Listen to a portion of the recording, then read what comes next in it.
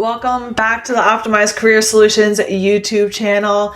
I'm Kara Dennison, hopefully your favorite career coach, and today we are talking about how to use empathy and influence to empower employees.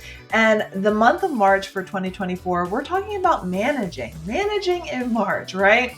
And a lot of times when it comes to working in corporate America, you might find yourself in a position where you're managing in a matrix environment, right? You might be managing a project where you are having people on your team to get something done, but they don't necessarily report directly to you. You don't have to worry about their performance review at the end of the year or anything like that. But in order to meet your deadline, you have to bring a group of people together in order to get some stuff done. And that can be difficult to do, especially if you're feeling uncomfortable, not confident, and you need to get some stuff done and people are not listening to you. And so today we want to really talk about how you can really use empathy and influence to empower your employees that you're working with in order to get some stuff done.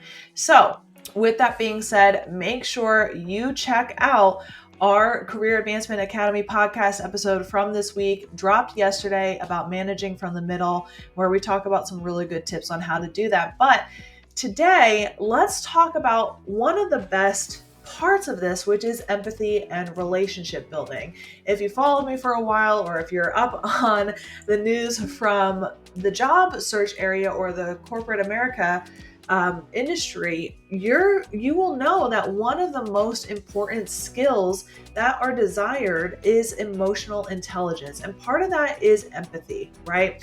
Empathy and leadership, it's not about being soft, it's about understanding and considering other people, team members in this case, their feelings and their perspectives. A lot of times, this can go a really long way when it comes to wielding influence for the people that you are gathering together in order to get something done.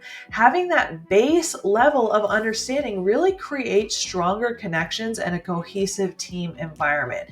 It's really important to understand that, hey, listen, this one day, not everyone is going to be at their peak performance. Someone is going to have life circumstances that they've got going on. Someone might have had a situation with their boss or other work that is creating pressure or deadlines that they're under. And so really walking into that leadership role of having empathy, using your emotional intelligence to create that relationship, right? When people are able to be accepted for being themselves through you fostering empathy, leaders can find that their team starts working in their full potential. It also helps create this environment where people can kind of drop that need to say, oh, everything's fine, that act, right?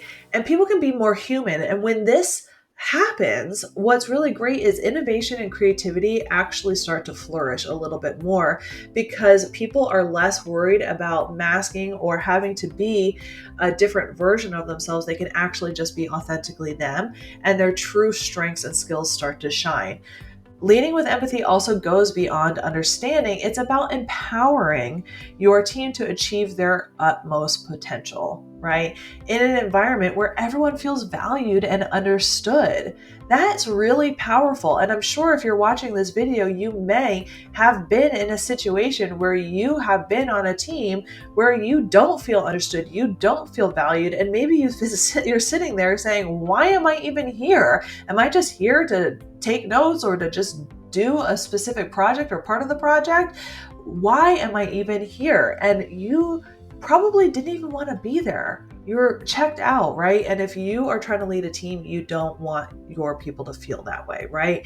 And so a great way to do this is to really ensure that you're using that empathy and that emotional intelligence. So developing your emotional intelligence skills to better understand and respond to the emotional needs of your team can go a long way. This will also help you really understand when you can push the team a little bit further and when you might say, hey, we need to take a break.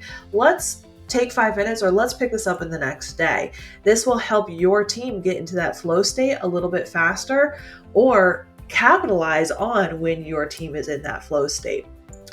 Some strategies to help you get in to that empathy state is to really practice active listening in every interaction, right? When someone is talking to you, it means so much more when you can feel like they are listening, like really truly listening for understanding, instead of saying, yeah, okay, yeah, sure, right? It's a different vibe, it's a different energy, and you can feel when that person is truly locked in and engaged, right?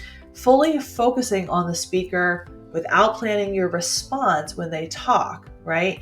It's more effective and it means so much more to the talker when you take a pause to digest after they're done talking to formulate your response than when you are checked out halfway through their talking to formulate your response, right? It's also way more productive because everyone is being heard and responses are more intentional. Another way to do this is to show genuine interest. Hey, these people are here. You all, because of all the circumstances in your life and in their life, you all ended up on the same team. If you stop to think about that for just a second, the synchronicities that have had to happen in both of your lives to get you into the same room, virtual room, whatever, same project team, it's immense, right? So showing that genuine interest, that alone is interesting in and of itself, right? But showing genuine interest in the other person and checking in with team members, both about work, non-work matters, how they're doing that day, it goes a long way. And when I have spoken to thousands and thousands of professionals, I've helped them in their job search, I've helped them in networking, I've helped them in their careers and advancing in their careers. And over again, the common theme that comes out into who they want to network, who has made a lasting impression on their lives, are the people who have not done amazing achievements. It's the people who have listened. It's the people who have genuinely cared. And that goes a very long way. And it has also advanced people in their careers by genuinely being interested in other people, listening with curiosity, and developing a strategic mindset based on the information that you have gathered by being interested and being curious about other people that you're working with.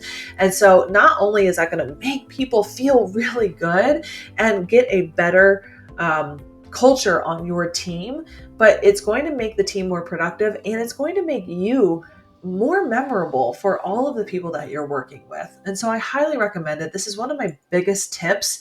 And it's how I've seen professionals really advance in their careers, is by being genuine with other people. Another good kind of tip for this is to have weekly one-on-ones with the team and help them, right, discuss with their managers and with their bosses how the project is going, right? To get a touch base on how they're doing, how they're doing managing the project in relation to their other work, and also to make sure that you are utilizing the team effectively in relation to what else they have going on. If this is a cross-functional project that is being handled when other people have other work that's going on, okay? Things that will happen when you are managing a team on a project is potential conflict resolution, right? So the next section that I want to talk about is conflict resolution and mutual respect. So conflict is inevitable on any team. It just happens, right? But it's how it's managed that can either strengthen the team or damage it in the long run, right? So successful conflict resolution can also turn disruption into opportunities for growth and innovation. And so when conflict happens, if it's out in the open, if you're all working in a conference room or anything like that, I encourage open dialogue, right? Focusing on the underlying interests rather than the positions to find the win-win solutions.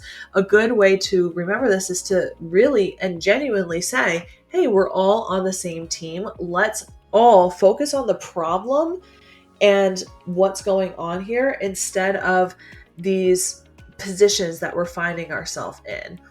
Focusing on kind of compromising how we can move forward and finding that solution instead of the problem. A lot of times when conflict comes up, a lot of times people want to focus on the problem and the conflict itself instead of trying to find that resolution. If it is something that is more personal, then on the problem itself, bringing it to the side or bringing in a neutral negotiator, such as someone from HR, can always be a resource as well. In the end, mutual respect is really going to be that cornerstone of effective leadership and that positive team dynamics. So without that respect, that team is going to be stagnant and you're not going to be able to move things forward. So really ensuring that respect is at the forefront in almost every single meeting, every time you guys meet together, and valuing each person's contribution at an equal pace is going to be a very great way to help minimize some of that conflict and create a culture where everyone feels valued, heard, and is inclusive by leading by example, right? Empowering and keeping your team accountable is also going to be key, right? Team members are going to feel trusted to take ownership of their work by understanding what their responsibilities are. A lot of times, one of the problems when it comes to leading a project, a cross-functional team, is going to be, hey, who's responsible for what? So really having those clear boundaries, that clear delegation, so that there's no overlap of, hey, I did this, but so did John, right? So really ensuring that people know who is doing what the lines of delegation are, and where the boundaries are. Also empowering people and really using language like, hey, I'm really excited to give this to you so-and-so because I know that you do such great work at this. And also securing buy-in, right? By bringing up, hey, this is what needs to be done. Who is excited to take this on, and having people secure buy-in is going to be a great way to help people feel empowered. It also helps them feel more invested in the outcomes of their work as well. Clearly defined roles, responsibilities, expectations. It's going to avoid confusion. It's going to help them feel empowered. It's going to secure buy-in, and it's also going to help people feel like they're all on the same team working towards that common goal. Additionally, at the very onset of the project or whatever you guys are working on, really making sure the tools, the resources, and the support is there for success. So really making sure that having that open communication along the way, but also at the very beginning, to make sure that there are that support is going to be important. Encouraging decision making at all levels is also going to help you be successful in empowering your team, right? Hey, I want to give you this portion and I don't know how it's going to get done. So I'm going to empower you to make the decisions. If you need help, make sure to come to me and we can work through it together, right? Celebrating wins together, celebrating the initiative that team members are taking in order to take ownership of their portion of the work is also going to go a long way as well. This is how you empower the team to really get buy-in. When we are thinking about those cross-functional matrix projects, it can really feel like when we're back in school or in college and we're doing these group projects.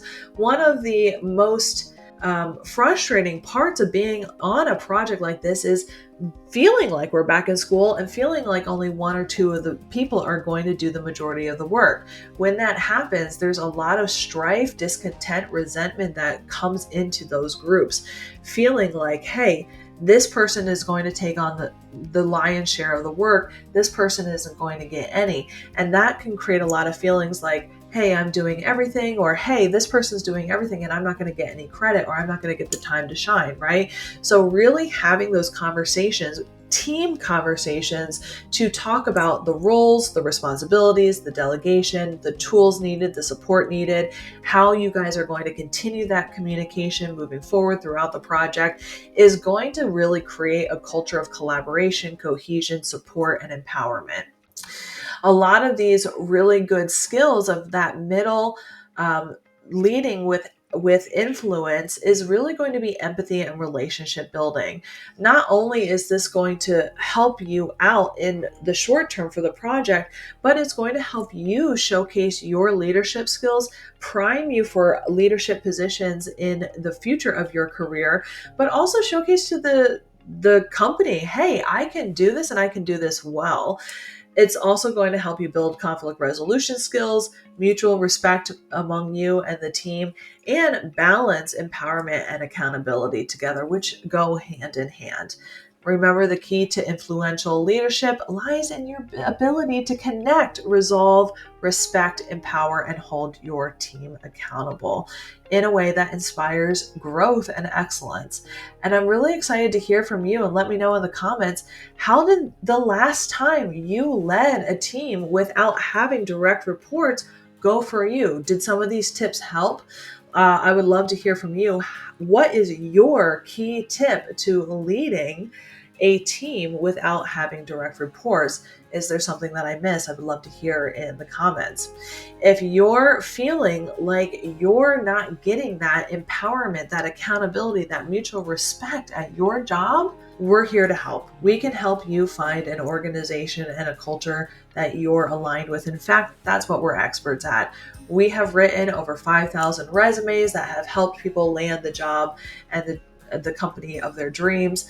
We love doing it. In fact, that's our dream job. So if you would like a free consultation with us, the link is below. Go ahead and book a call. You'll either speak with myself or my husband, Jack. I write all of our resumes, and we have some really incredible courses that will help you conduct a strategic job search so that you don't get stuck in the applicant tracking systems or in that ghosting of recruiters or any of that other stuff. We want to get you on conversations as quickly as possible so that you can land the job of your dreams. So if you need help with that, make sure you book a free consultation.